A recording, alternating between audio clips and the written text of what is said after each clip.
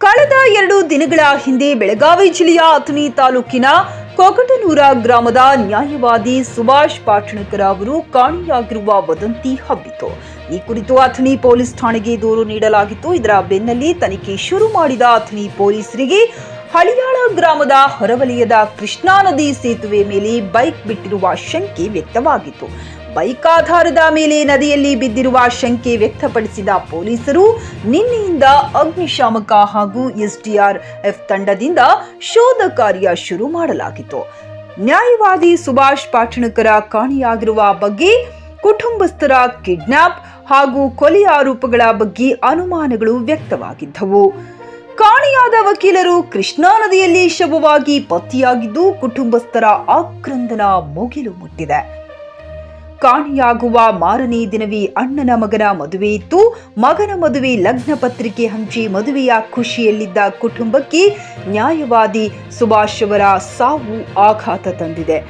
ಕಾಣೆಯಾಗಿ 36 ಗಂಟೆಗಳ ಬಳಿಕ ಇಂದು ಬೆಳಗ್ಗೆ ವಕೀಲರ ಮೃತದೇಹ ಪತ್ತೆಯಾಗಿದ್ದು ಅಥಣಿ ಪೊಲೀಸರು ತನಿಖೆ ಮುಂದುವರೆಸಿದ್ದಾರೆ. Bharthesh Nidoni, GK news Kannada, Athani.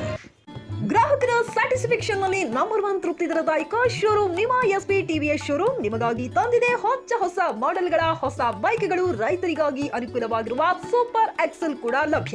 ಹಾಗಿದ್ರೆ ಹಿಂದೆ ಭೇಟಿ ನೀಡಿ ಎಸ್ಪಿ ಟಿವಿಎಸ್ ಶೋರೂಮ್ ಮಾಲೀಕರು ಲೋಕೇಶ್ ಆರ್ಜಿ. ಹೆಚ್ಚಿನ ಮಾಹಿತಿಗಾಗಿ ಸಂಪರ್ಕಿಸಿ 8494951009, ನಾಗಲಕ್ಷ್ಮಿ ದಾಬಾ ಹತ್ತಿರ, ಗುಲ್ಬರ್ಗಾ ರೋಡ್, ಹುಮ್ನಾಬಾದ್ನಲ್ಲಿ 24x7 ಸೇವೆ ಸಲ್ಲಿಸುತ್ತಿರುವ ಮಕ್ಕಳ ಹೈಟೆಕ್ ಗಗನ್ ಆಸ್ಪತ್ರೆ. ಬೀದರ್ ಜಿಲ್ಲೆಯ ಜನರಿಗೆ ಈಗ ತಮ್ಮ ಮಕ್ಕಳ ಆರೋಗ್ಯದ ಬಗ್ಗೆ ಚಿಂತೆ ಬೇಡ. ನಿಮ್ಮ ಜಿಲ್ಲೆಯ ಹುಮ್ನಾಬಾದ್ನ ಗಗನ್ ಆಸ್ಪತ್ರೆ ನೋಡಲು ಸುಂದರವಾದ ಕಟ್ಟಡ ಅಷ್ಟೇ ಅಲ್ಲದೆ ಮಕ್ಕಳಿಗೆ ತರಹದ ಆಟದ ಮನರಂಜನೆ ಜೊತೆಗೆ ಅತ್ಯುತ್ತಮ ಚಿಕಿತ್ಸೆ ನೀಡಲಾಗುತ್ತದೆ. ಇಲ್ಲಿ NICU 10 ಬೆಡ್ಸ್, PICU 6 ಬೆಡ್ಸ್, ಡಿಪ್ಯಾಪ್, ವೆಂಟಿಲೇಟರ್ ಸೇರಿದಂತೆ ವಿವಿಧ ಮುಖ್ಯ ಸೇವೆಗಳು ಕೂಡ ಲಭ್ಯ ಇದೆ.